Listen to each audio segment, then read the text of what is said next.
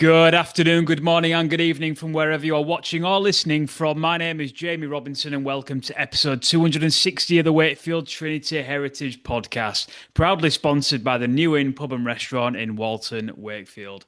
We're back down at Bellevue for a bit of Thursday night rugby league this week, and we're going to try our best to preview Hull FC, our opponents, and will on the lads to victory. But before we do, let me bring in my co-host, my dad, Lee Robinson. How are we doing, Dad?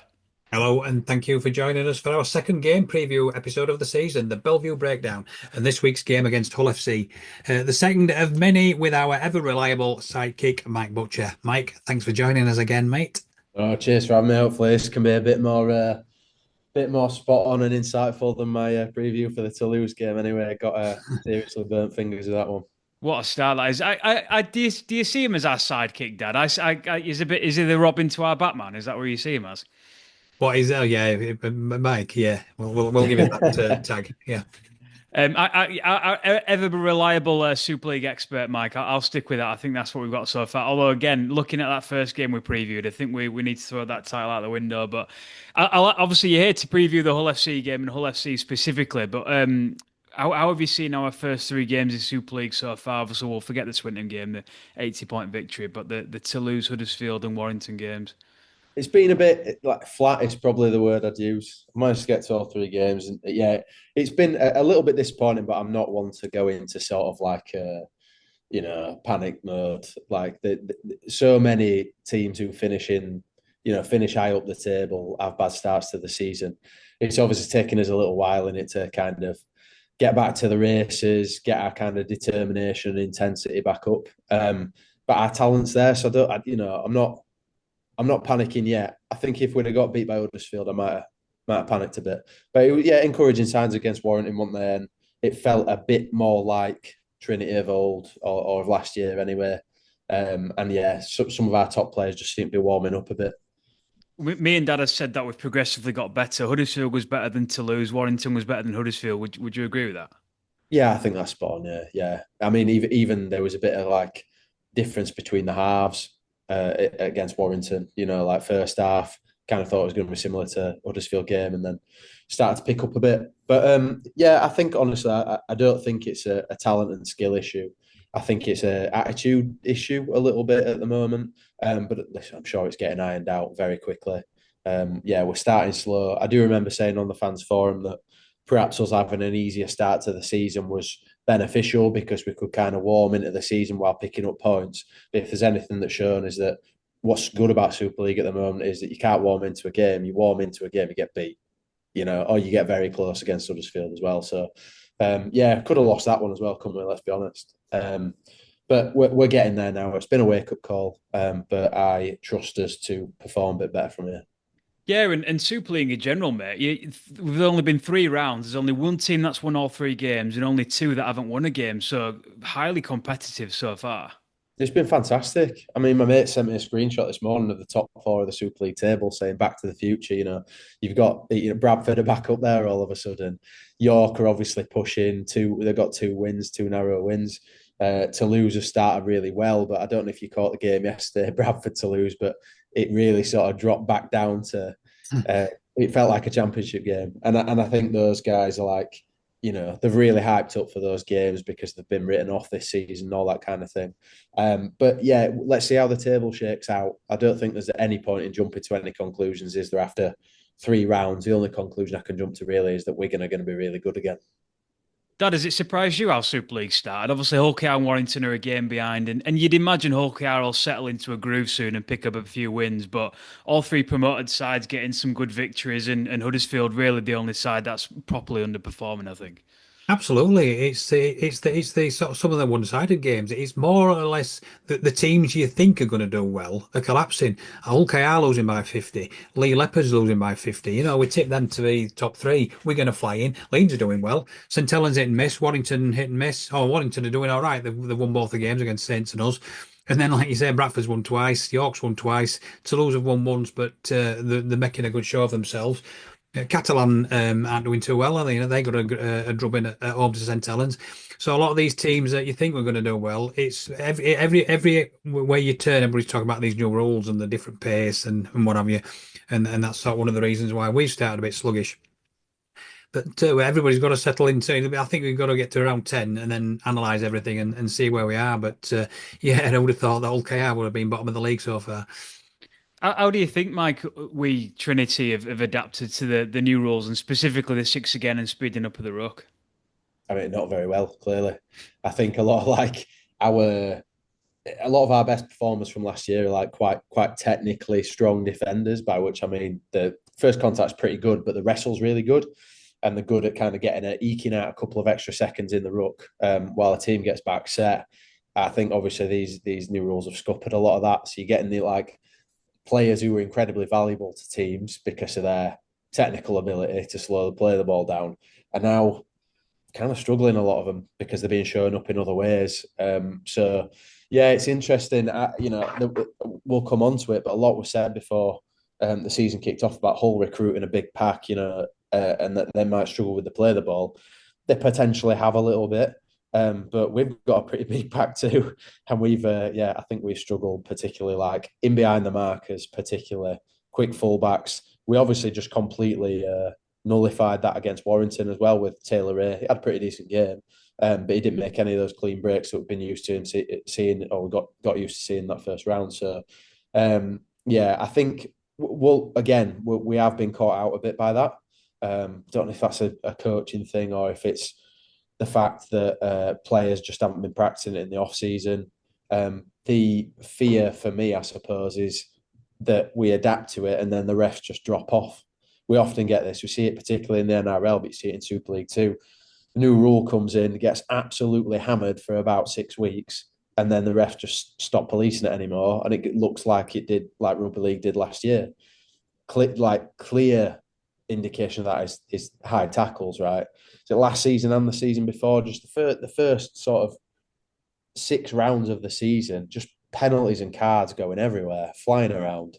And then all of a sudden, those penalties aren't even being given this season.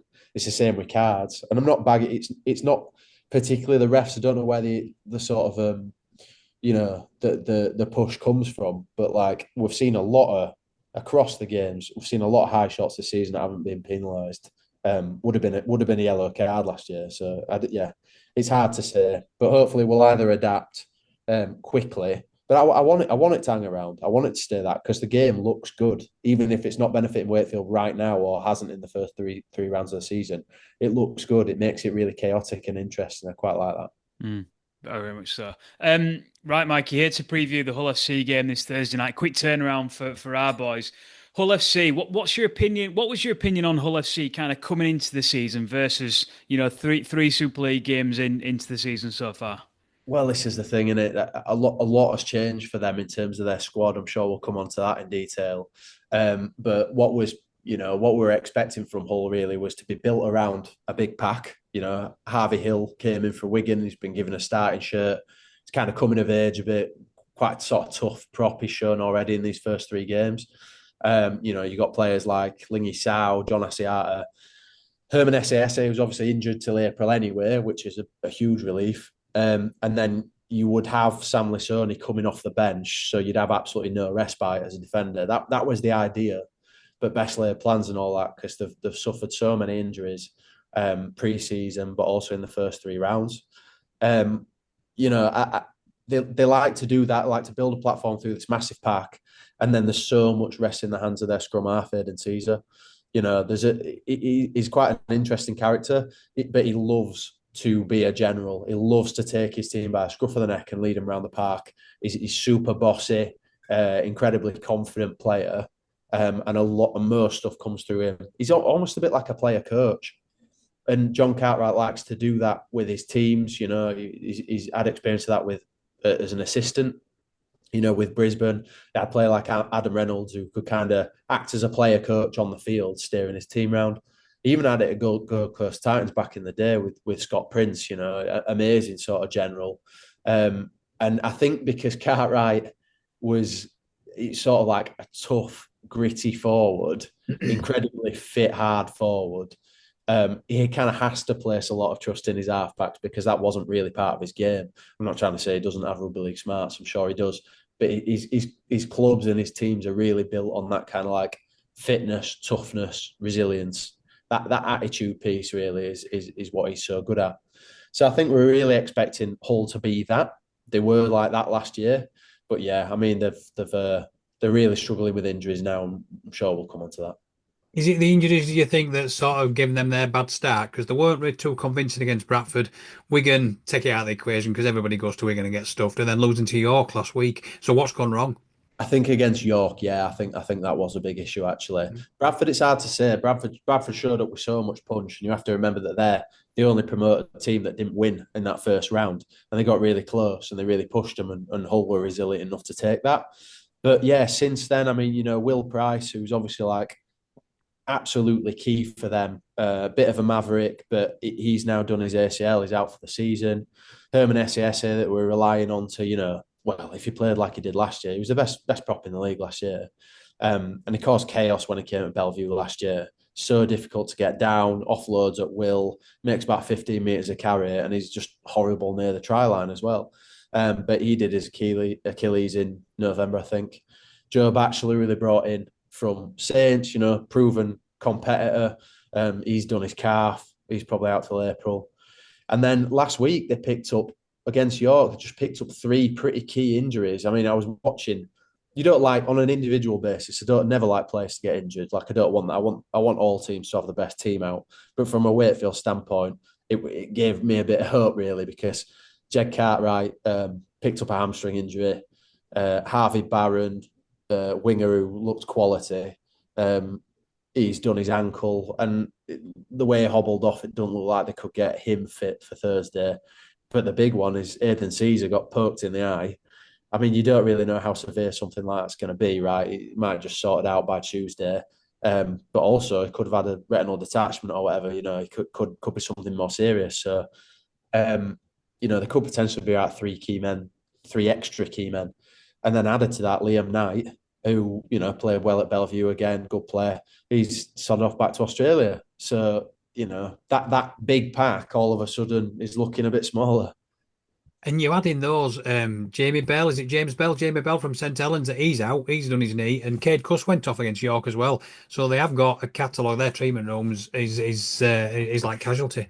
It is. I mean, Kate Cuss an interesting one. They need him. They need him badly this weekend because either if Caesar is out, then Kate Cuss fills in at seven. Is pretty useful seven, pretty competent seven. That's where Wigan signed him when he first came over to the UK. And who else went down? Oh yeah, James Bell. James Bell, I don't think he's played yet. He might actually be back this week though. Mm-hmm. But if he comes back, I think he'll sort of spell from 17. He'll do a bit what Asiata did this weekend against York.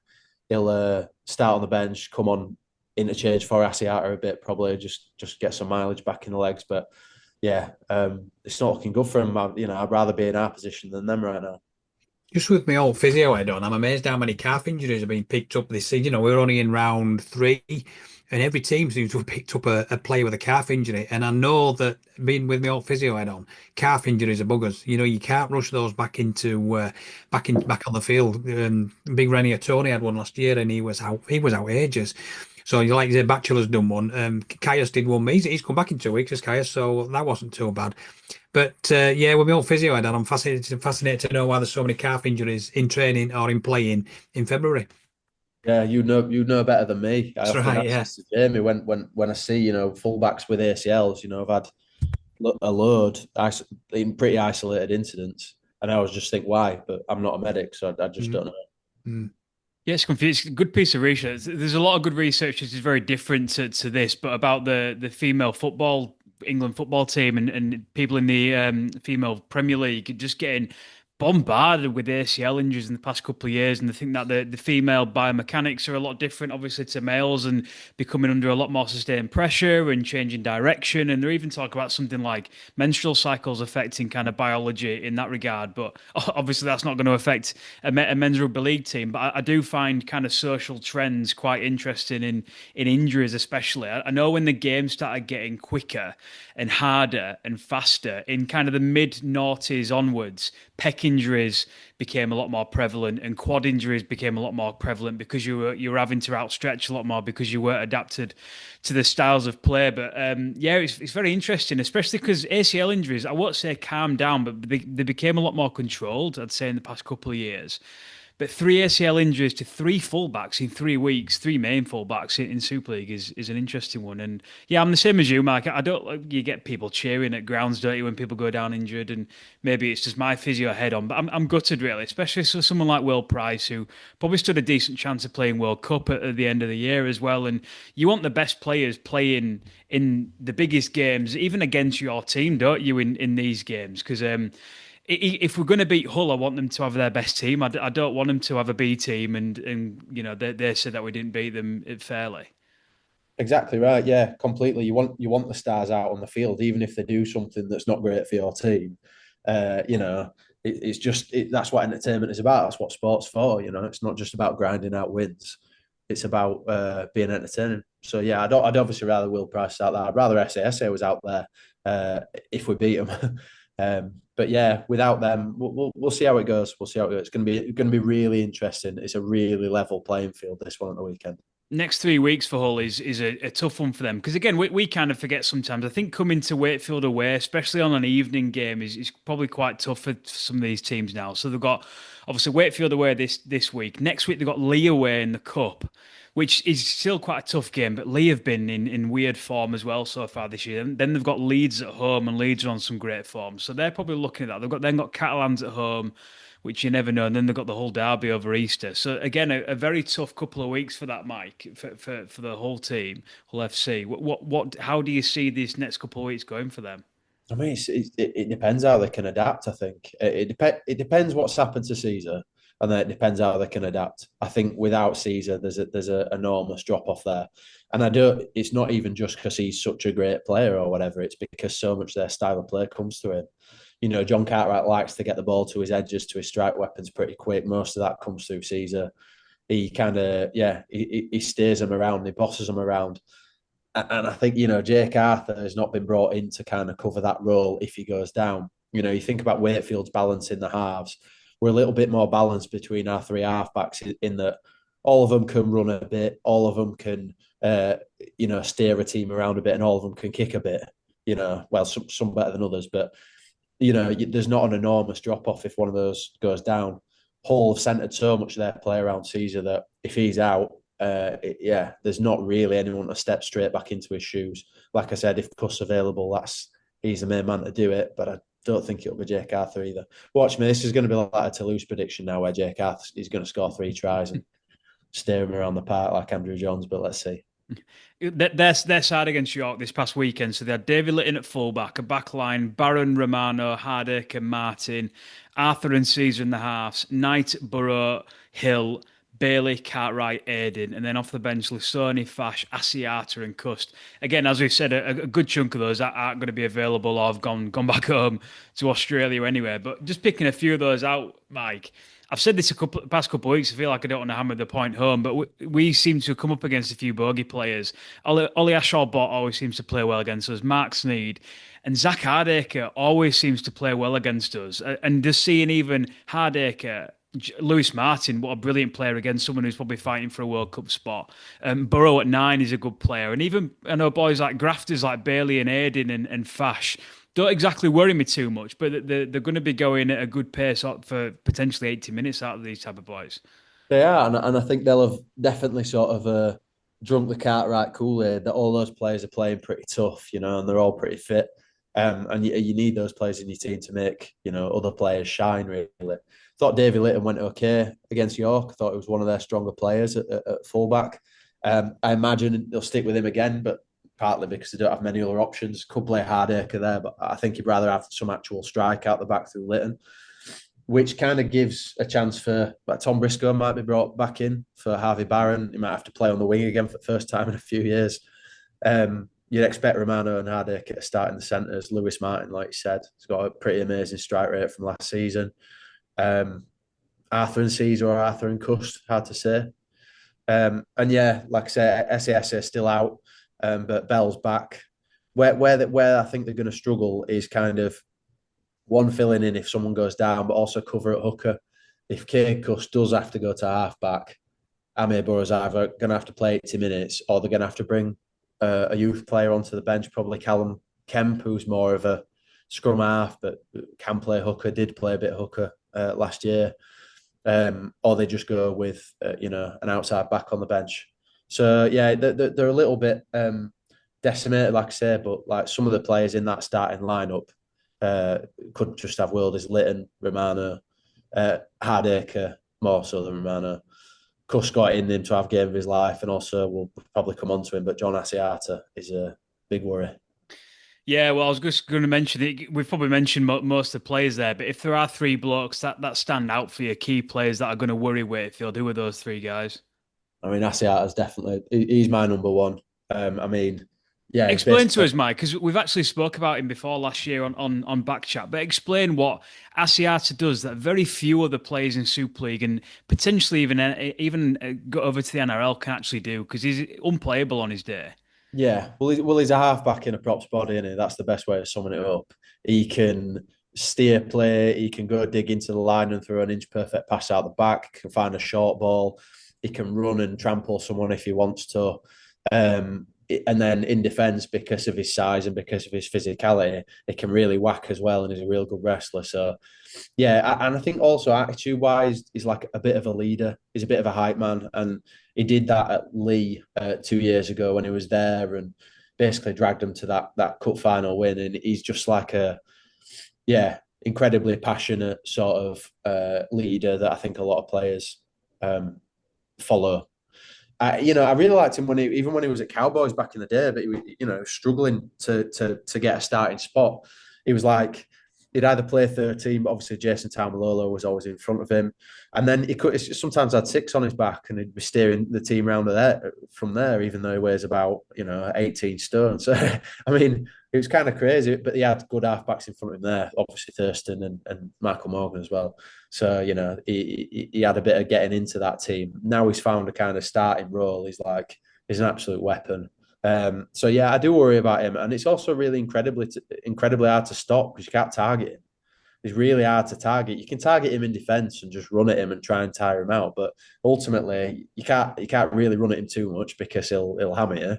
And then in attack, he's hard to target because he's got so many kind of tools in his box, so it can easily find you out. So yeah, I'm a little bit worried about him, but yeah, he's a.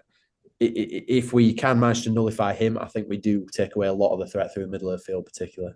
Would it be sorry, Mike? Before you speak about your other two blokes, would it be fair to say that that's what we're looking at with Jazz Tavanga? Probably on a slightly toned down scale, but that's kind of what we're going for with Jazz, really, as well. Yeah, I think that's quite a good shout, particularly in attack. I don't know loads about Jazz kind of as as a personality in the team. But yeah, I think there's definitely an element of that. He's a similar type of player. It'd be interesting to see where Tavanga plays this week, though, wouldn't it? Who are you next to? Who were you?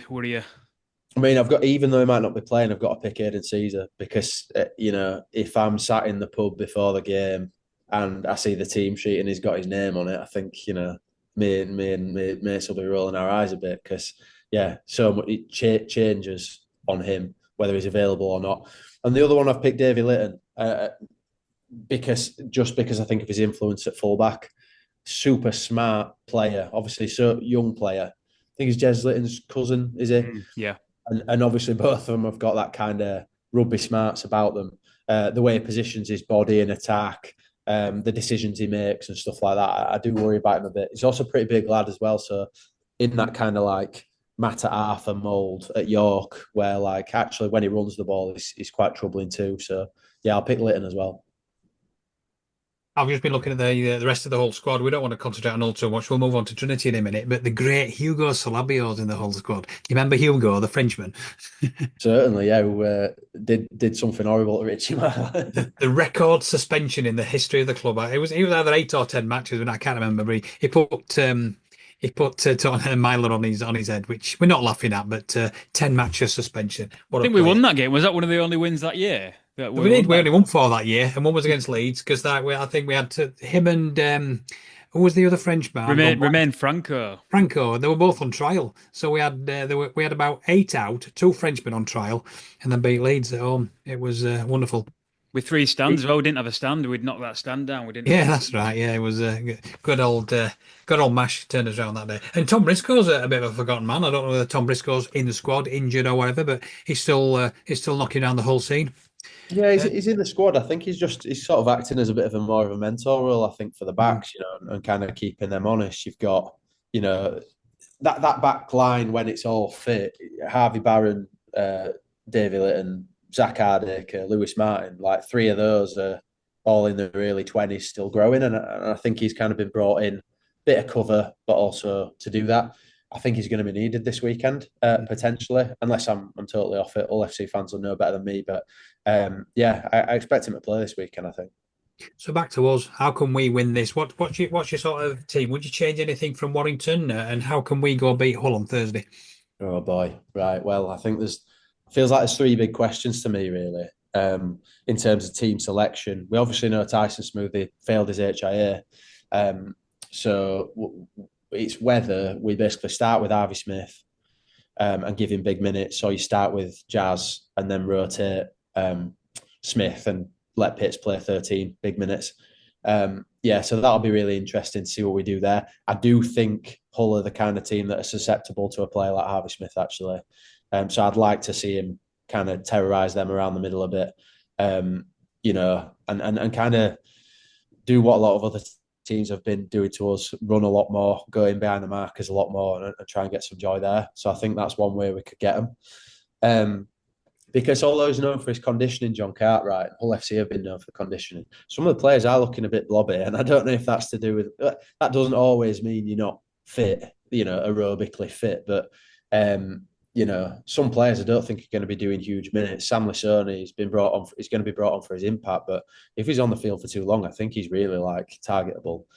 How else are we going to do it? Another question will probably be at fullback as well. Do we stick with Max? Max fully fit, and is he going to be able to be, his sort of elusive best, or is that injury going to hamper him? Or do we play with Josh Rourke, who can bring us another sort of point of difference and come up with some moments we could really need? And well, yeah, halves. Do we bring Lino back in? If he's back fit, does he come in, or does Jack Sinfield, who's arguably been one of our best players, start of the season, does he keep his shirt? Yeah, it's going to be really fascinating. But how do we beat them? If on paper we've got a better team than them, and I know classic, innit? Game's not played on paper, but if we perform, we win. I honestly think if we complete high, box kick to corners, really accurate, chase hard, determined, don't make too many errors in the first half, I think we win this game. But that's not a guarantee, is it? No, I'm go on, hoping, sorry. Dad. No, I was going to pass back to you, Dad. I'm hoping, Dad, that the loss against Toulouse will have woke us up a bit because traditionally, I say traditionally, but in the past year or two, the evening games at this brand new DIY kitchen stadium under Matt Ellis have been our intimidating factor. Even the games we've lost have been tight games, and even though it was a tight game against Toulouse that we lost, it was, we said time and time again it was shambolic. You'd like to think this is going to be a wake up call, and it's going to be different for us on Thursday night. You'd like to think so, wouldn't you? We've got 3 games to sort ourselves out now. And like Bellevue under the lights, DIY kitchen stadiums under the lights is something special, isn't it? We had the fire eaters and all sorts last time, didn't we? And it all went a bit flat with what's on the field. So as long as we sort of concentrate on what's going on the field, and like you just said earlier, Hull coming to Wakefield on a Thursday night. We don't know what the weather's going to be like. It's like the old football term, isn't it? Great. There's some great teams in the Championship until they go to Stoke City or Barnsley on a wet Tuesday night. Similar with Bellevue. I don't think I'd want to be an opposition player coming to Trinity. I think the changing rooms are a lot better now. Apart from when they were in the old corner, when you had the pink paint on the walls and moss growing in the corners. So the opposition are welcomed a little bit better now. But yeah, Wakefield away on a Thursday is not going to be a great fit. What would you do, Dad? I'll fire some selection choices at you. So we've obviously say Lino is fit. I saw Darryl Powell said he's probably going to be in contention. So with you got Truman, Sinfield, and Lino going into two. You've got obviously our wingers seem pretty stable on Saturday of the week, and it won't surprise me if it's Myers and Pratt again. But if Worms is back in contention, you've obviously got Tate and Rourke knocking around as well. Is Jowett carrying a knock? Can Rourke go at fullback? And obviously with Smoothie out, does Smith start? Does Jazz start? Does Jazz start at 13 and Pitts off the bench? And I find a lot of your dad there. So I'll ask you, Dad, initially, what would you do with fullback and halves? And I'll ask you, Mike, what would you do with hooker and wingers? So, Dad, you go first. I wouldn't make too many changes. To me, if Max is fit, I think you've got to you persist with him. If he's not fit, obviously you bring Rourke in. I wouldn't drop Max.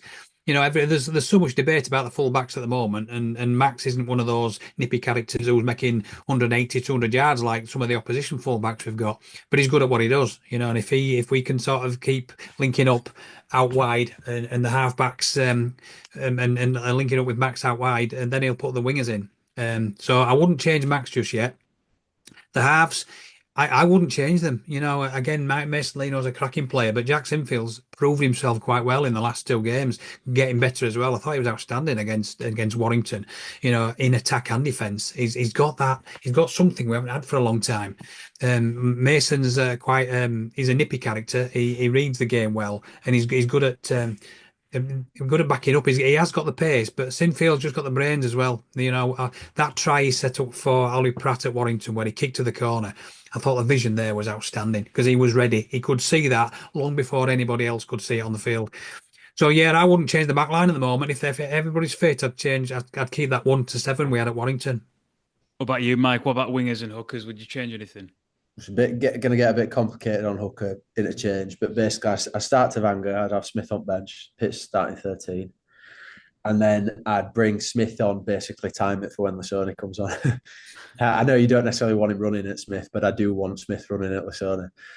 So I'd try and time it for around then, and then I'd probably keep Harvey Smith on the pitch when the team tired, and I bring Tavanga back on spell with Pitts.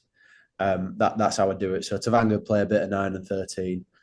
Pitts would get a good spell in the middle, and yeah, Smith would play the rest of the game out. I think against a big team like Hull, once they get into the groove of the game, once they start to tire a bit, I think Smith could cause chaos. So yeah, I'd like to see that.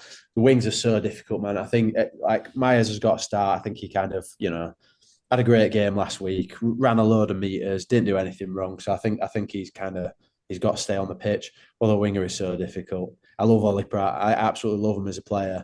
But if Pratt plays on Thursday, that ball is going on his head. Especially if Caesar's playing, that ball is going over and over onto his head. So we'll see. Maybe he can figure out a way to kind of protect Pratt a bit, and maybe we can find a way to deal with that. But yeah, we'll see, because I do think he's worth it with the ball in hand, and I think some of Pratt's defensive reads are just awesome. I thought he defended brilliantly actually against Warrington. He's just so good at jamming in and going making those tackles. It's 1-on-1 near the line and under the high ball that he's going to struggle with, and that's just a physical thing. But I'd stick with those two for now.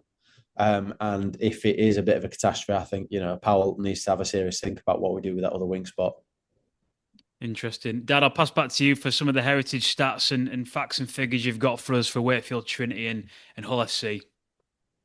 Yeah, we haven't had a great record against Hull over the years. Back in history, obviously Hull and Wakefield were one of the first clubs ever to set up in the rugby league world. So back in 1895 we first met, and since then we've had 279 games. So Thursday is the 280th game between the two clubs. Trinity have won 111, Hull have won 156. We've had 10 draws and 2 matches that were abandoned. Some classic stories of abandoned games when it used to rain and snow and mud back in the 20s. So there was some good stories for another day. At Bellevue, DIY, we've played 138 times. We've won 69. Hull have won 61, 7 draws, an abandoned game. In Super League, we've had 63 games in Super League. We've only won 17. Hull 45, 1 draw. And Super League at Bellevue, we've had 31. We've won 8. Hull have won 22 and 1 draw. In the last 10 games, we've only won 3. So we've actually lost. We lost both games last season. 16-12 at home, 16-10 away. In our relegation season, we lost 26-6 at home. We lost 42-4 away. So we haven't actually beaten them since August 2022 when we won 26-18 over at the KC. And we actually beat them 19-18 at home in that season with that golden point extra time win. Yeah, I remember that. And Mike, last year, those two losses last year, 10-16 away and 12-16 at home. And arguably, if you're counting a whole 100 and what was it, 160 minutes worth of rugby league there, I felt like we were the better team overall and we lost both games. So we've really got something to fight for as well on Thursday. Yeah, they were gutting games, weren't they? Both of them were because we had a feeling that they'd been in and around the same place as us, and it proved correct. I think we get that feeling this year as well, don't we? Which what makes a game like this so exciting because we're both going to be somewhere between sixth and ninth with a bit of luck. So I think these are the great games. I think going to Bellevue on an evening and genuinely not knowing what's going to happen, like this is what it's all about. Two evenly matched teams, evenly matched clubs, and I think it's going to be a great game. They I think just showed a bit more resilience than us in those last two games. Hull, a bit like Lee, and a bit traditionally like St Helens. We've always struggled with teams like that because they're tough and resilient, and they're quite hard basically, and so they're always hanging about in those last few minutes. They're still there. And that scuppered us a couple of times, particularly gutting at that game at Bellevue. But even at their place last year, I remember that being one of the lowest quality games of the season, really. And we were in it. We're drawing at half time. We're winning at half time, just Away, where we were winning, yeah. 10-0, 10-0 up away, I think we were. Yeah, I remember feeling like somehow we're 10-0 up here, but if we close out the game, we'll be all right. But we weren't all right because we couldn't close out that game. And I think that's something we need to be better at this season, really it's that resilience. Dad, score predictions. How do you think the game's going to go, and who's going to be that Wakefield player that's going to peak his performance for this game? I just say beforehand, I love it when Hull come to Bellevue. It's one of my favourite teams. I maybe say it every year, but back in the 80s, I used to for Hull. Hull were always my second team because my hero David Topless went to Hull. Trevor Skerritt went to Hull. Kevin Arkin went to Hull. Some of my old Wakefield favourites, and then they had that great side with the Kiwis. James Lowline was one of my all-time favourite players. And Gary Kemble, Fred Okoye, throwing Lee Crooks and Knocker Norton. I always thought, and Peter Sterling, I thought they were an outstanding team. So Hull's always been one of my favourite non-Trinity teams. So when Hull come to Bellevue, it's quite exciting and I also love it. And I was also very lucky to do a couple of off seasons as a physio at Hull FC as well back in the 2010s. Who knows? It's like I'm hoping the halfbacks players, as long as our spine go well. Obviously, we're going to alter our spine with no smoothie. But as long as our halfbacks keep going, our halfbacks are clicking, and our halfbacks, Truman and Sinfield, work quite well together at Warrington. Now, if they play again on Thursday and they click, that's where it's all going to come from. Our spine, whether it's Jazz or whether it's Harvey at hooker and Max at fullback, they're our important people. But I just think it's if Truman can click and have a good Bellevue day, I think it's all going to come through the halfbacks, and that's how we can win. Hopefully by 7, and nothing too close, and nothing extra time golden point. This is just a random thing I've just thought of this second, Dad. But if Sinfield and Smith start on Thursday, I wonder when the last time was that we started with an entire English spine, 1, 6, 7, and 9. Something to look at. And it's not even that important, but I just thought it'd be quite interesting actually, because obviously we've had Lino for a long time and a couple of Aussie hookers in and out, and we obviously Hoodie played quite a bit, obviously. But just a thought in my head then. Well, I thought that at the weekend when I went to Warrington. I do believe we had a full English backline. Because there were no Lino and no overseas three quarters. Yeah. And apart from McMeekin, we had a full overseas pack. So that made me smile when there were only McMeekin, who wasn't an overseas player, in the pack, and a full English backline. Interesting, and not far off. Obviously, academy backline as well, because with Jowett, Pratt, Hall. If Johnston was there, he's obviously academy as well, and obviously Truey, coming through at Bradford, Sinfield, Leeds, and Myers, Bradford as well. But yeah, Scott at Hull. But yeah, interesting, very interesting. Sorry, Dad. Obviously, I kind of tuned out. You said Wakefield win there. I'm guessing, no? Yeah, wait for Yeah. win by 7. I'd love it to be more than 7. But I'm always wary. If anything below 7, it starts going towards the last 10 minutes a bit squeaky bum time, and we can do without golden point extra time. I am wary in the Toulouse Bellevue breakdown. You said something about as long as it's not 8-6 at halftime, we'll be all right. And I think it was 8-6 at halftime. We end up losing, so I agree with that. Mike, what about you? How do you think the game's going to go? Do you think it's going to be pivotal for us? I mean, it's so hard to say. It's not very good amateur punditry to say. I don't know, but the truth is, if we, like I say, if we complete high, cut out the errors, we kick well into corners, we force some pressure, and our halves are willing to throw the ball about a bit, like we were last season, basically, then we win this game, and I think we win this game by 8.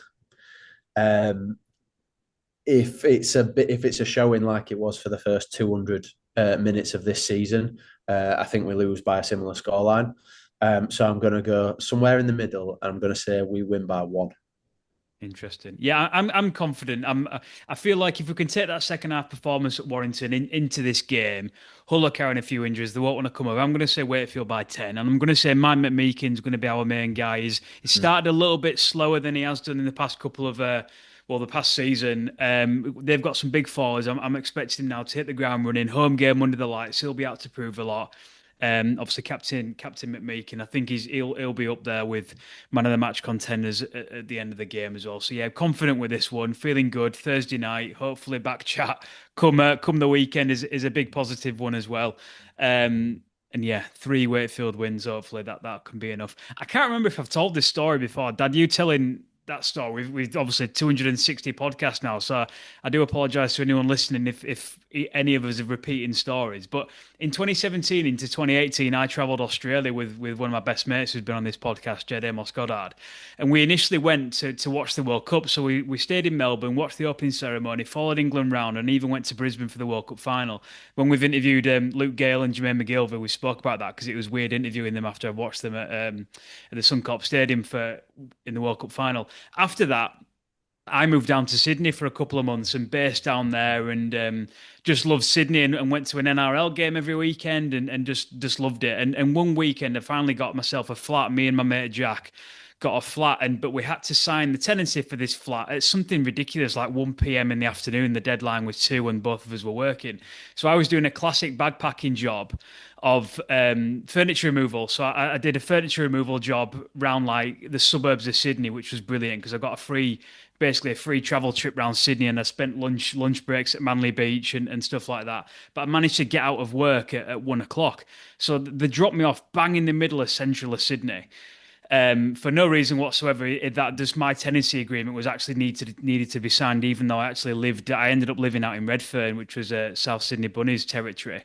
Crossing the road, obviously you abide by the red and green man in Australia because they have jaywalking over there. So I'm stood at this crossing. I'm thinking, right, okay, yeah, right. I'll just wait for this. Turn to my right. It's 1 o'clock in the afternoon on a sunny Friday afternoon in Sydney. And I do a double take to my right, and I'm thinking, I'm sure I recognise that face. Look back to the centre, look back again to my right, and directly within an arm's reach of me is Peter Sterling. And I'm thinking, oh my God, Pete. And no, this isn't in London somewhere where Peter Sterling isn't known. This is bang in the middle of Sydney where Peter Sterling is probably a bit of a god. And I just turned to him without any real forefront or any politeness. And I just went, oh my God, you're Peter Sterling. And he had a cap on. He was probably trying to hide himself. He said, like, yeah, mate, I am actually. Yeah, can I just cross the road first before we start talking? And this is literally in the middle of a zebra crossing. So we managed to stop at the other side of the road. I had a very brief chat. He obviously realised I wasn't Australian. I explained who I was, where I was from. And he said how much, I think, did he ever play at Bellevue? I think he might have played at Bellevue once. Yeah, made his debut there. Wally it. Lewis played for Wakefield and Stirling for Hull. That's it, yeah, because I mentioned I was from Wakefield, and he said, oh, I made my debut at Wakefield over at Hull, and it was just an absolutely crazy, bizarre situation that I was stood on this Sydney sidewalk I was in a vest and really dusty and mucky clothes from working in furniture warehouses, talking to one of the greatest players of all time about my club, about the time when he came over, and just a crazy story. And I've actually ended up getting a selfie with him. I've got that picture somewhere, but yeah, I can't remember if I've told that story on here before, Dad. But I remember sending the selfie to you and saying, "You'll never guess who I've just met and spoke about Wakefield with." But yeah, just relating back to why you love Hull so much, that's a memory that always stands out with me. Yeah, and I've been watching the game for 56 years now, 50 whatever years, and he's my greatest scrum half I've ever seen still. Though. And he also, when I wrote David Topless's biography 2 or 3 years ago, he wrote a full chapter for me, and I thought, wow, Stirling has written a chapter for me, and it was outstanding. So yeah, Peter Sterling, what a bloke. Good stuff. Anything else, Mike, before we round off?